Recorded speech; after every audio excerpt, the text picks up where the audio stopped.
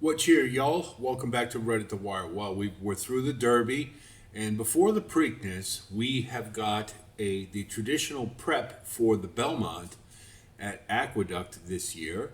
It's the Peter Pan. It's a Grade 3, 11th race on the card at Aqueduct, running a mile and an eighth for 3-year-olds. And because this is at Aqueduct, it is 2 turns, whereas traditionally at Belmont, where they run this, it would be at 1 turn. So a little different configuration, but they're going to run the Belmont at Saratoga, and that's 2 turns as well. So in many respects, it's a better prep because they're both 2 turns. Look at the field. You see, we've seen some of these before. Vassimo was down in Louisiana for a little while on the Derby Trail. Surfside Moon ran in the Withers with Captain Cook earlier in the year. Hill Road for Chad Brown got a third in the Breeders' Cup Juvenile, as well as the Tampa Derby. McAfee for Dick Dutrow. Uncaged for Todd Pletcher, who was had my eye at Saratoga earlier in his 2-year-old campaign. Took quite a bit of time off and has now come back, coming off of a win. And then we've got for Chad Brown one other, Lordship, who's a recent maiden winner at Tampa. Now, looking at this field, the first thing you have to notice right off the bat, there is no speed in this race. First pitch, he's cheap speed, and he's not going to factor in this race, and I doubt he'll even get the lead. He may, but Captain Cook's going to be sitting right off of him. So basically what you have is a race that is very reminiscent of the Withers run back earlier on the Derby Trail that got us kind of excited about Captain Cook to a certain degree. Vassimo is, he was in Louisiana, and the Risen Star, he ran a pretty good fourth, was a little troubled, but he really didn't build on it in the Louisiana Derby. And he was pretty one-paced, and judging by what happened in the Derby, that race really didn't come back very good, save for Chunk of Gold, the sentimental favorite. So Vassimo, to me, is a horse that I'm really kind of very reluctant to invest in. I don't see where the works or anything's telling me that this horse is really going to take a big step forward. However, in a race like this, with so many horses running off the leaders, and are going to be fairly well back. Vassimo underneath, I think you could basically, there's so many late runners in here, any one of them can get up for third, but that would be the extent of my interest. Captain Cook, he ran, we all know, the Wood Memorial was a little disappointing. He basically had every chance to win that race and just couldn't get to Rodriguez. Excuse me. And sorry, and that's not, in retrospect, that really wasn't a big surprise. I was pretty certain that Captain Cook wasn't in the same league as Rodriguez, and being by practical joke, a mile and an eighth was maybe pushing it a little bit. And, we kept on, but obviously didn't have enough to get to Rodriguez in the stretch and sort of threw in the towel to a degree and got, kind of a marginal fourth. But if you look at this field in general, he's the only speed. He's the only horse who's going to get on the lead. Aqueduct tends to favor horses who like to run early. And in a field like this, I think he can get the mile and an eighth. And, that this is not the greatest quality of field. And having the early pace to his advantage, I like Captain Cook in here to take this one for the win. Happy Delusional is coming from Parks and just ran in an ungraded stakes race. But the thing that bothers me is that between his 2-back race and that one, he ran even slower from the back. And I never like to see horses who are stepping up in class a little bit and they linger further back in the field to sort of, it's kind of a concession to say, well, we can't win, but hey, maybe we can get into the money. And that's what I see with Happy Delusional. He did have a wide trip all the way around, so you can give him a little bit of credit, but I don't think he matches up with some of the better runners in here, but can he suck up and get third or fourth? Sure. So for that, I would throw him in late, but that's about it. Surfside Moon to me is pretty interesting. Now he ran second to Captain Cook in the Withers, and he looked pretty good doing it. And we had our eye on this horse for that race. Came back off of off a layoff off the bench. He didn't run from the Withers till his next start, and he ran a race that if you look at it on the face, you would just think, okay, well, maybe he's not as good after all. Maybe he just peaked, but he really looked like a horse who just needed a race. The way he went around the track, and I believe the note was needed more, and certainly he did. And I have a feeling second off the layoff, you're going to get it. So you're going to get Surfside Moon. We don't have the odds yet, but I'm guessing you're probably going to get a price. And if he could be a little more forwardly placed second off the layoff, he lingers as a potential upset candidate. And I like him in this spot a lot in comparison to the rest of the field. McAfee is kind of hard to get a read on. He ran in the Wood Memorial. He ran a fifth there. I believe he ran a fifth in the Withers. But if you look at his running lines, his late fraction is getting better with every single race for a really good trainer in Babe Dutrow.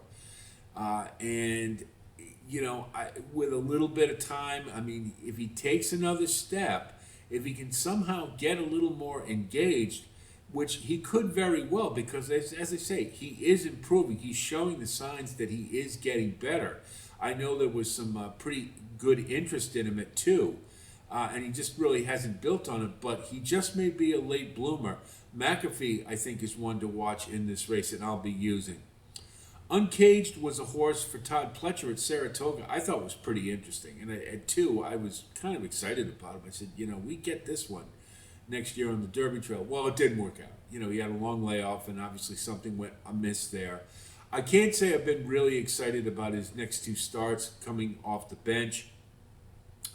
The speed figure, Brisnet number, was pretty low for his last race. However, he did close into the pace at Aqueduct, and that's not easy to do. And I do think this horse has some talent. The other problem you have to think about is the 2 wins for this horse are both on off tracks. So obviously, this would be a game time decision whether or not you upgrade Uncaged. Certainly, if the track comes up muddy, and up here in New England, we've had rain all week. So it could very well. I haven't seen the forecast yet. But Uncaged is an interesting horse from that perspective, and hopefully it won't be too short a price. Mike Rapoli, Todd Pletcher at Aqueduct in a stakes race. He's probably going to take a lot of money as a wise guy horse, but he may warrant it. This will be one you want to watch in the paddock and get a feel for, but Uncaged is pretty interesting in this spot. Brereton's Baytown is not a stakes horse. His only win of note was in a $40,000 claimer. Even in this field, that's not going to cut it. And I just can't see him factoring in this race at all. And I'll let him beat me. I just not a fan of this horse. I really don't like it when I see this seems to be owners' decisions constantly putting him in stakes races. Yes, I know he got a 5th in the Arkansas Derby, but also remember, going back to the Kentucky Derby, the Arkansas Derby didn't come back to be a very good race. In a lot of respects. So Brereton's Baytown, I just can't invest in, so I'm going to let go. Now we come to the late runners. Hill Road, or the closers, I should say. These are all horses for the most part coming off the pace.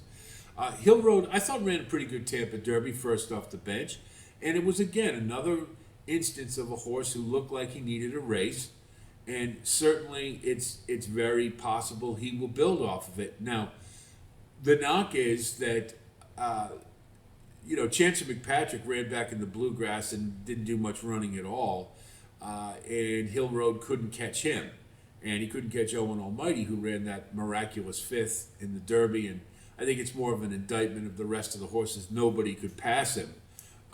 So, he was basically begging for the finish line, and nobody went by him. So, but But Hill Road was a prospect that I've always liked better than Chance and McPatrick as a Derby horse. He's got two-term pedigree. Certainly, if it's an off track for a horse who did get his start on turf, you would definitely want to upgrade. But second off the layoff, I think he'll build off of what he did in the Tampa Derby, and that should be enough to get him into the money, and he could very well win this race. I just think the race shape is going to be rather difficult with so many horses who don't want to be engaged in the race early. So Hill Road to me is one you certainly have to use, and he would be my second choice to win it. I think without a doubt. And I think he is a Belmont type of horse, so this is a good prep race for that. So I expect a better effort than the Tampa Bay Derby. Not sure it's going to be enough to win, just based upon the race shape. And then I think Captain Cook is probably going to have things his own way. Lordship is another one for Chad Brown. He's the other Chad Brown. Okay, we can go there on dirt as well as turf, but this one won his debut at Tampa, and another speed favoring track, and he closed into the pace, and he looked pretty good doing it. But honestly, the race didn't come back. It wasn't a very good maiden race. For those of you who use Brisnet, I've talked about it several times. The class rating he got was 113, and the race rating was 109. That's a pretty mediocre maiden race. Is it logical that Lordship could improve and run better in his second start? Sure. And, but off of that race, can I upgrade him and say, oh, he's dangerous, he's got a shot to win this? Maybe.